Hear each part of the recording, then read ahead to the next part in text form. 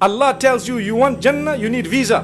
Here is the requirement. You will not lie, you will not do shirk, you will not do this. You need to show me your record of salah, you need to show me your record of your mouth, you need to show me record of this, record of that.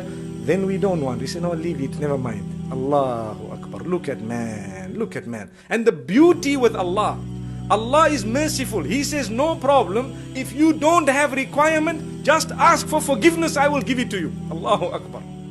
Allahu Akbar. Look at the power of the deen, the power of Islam. We are Muslims. We are proud of our religion. And our religion is simple, straightforward, easy. The problem is we don't have enough knowledge and we are not prepared. Sometimes shaitan keeps us so busy. Morning to evening, every day there is a routine. We don't even spend a small time to try and learn the religion. Small time.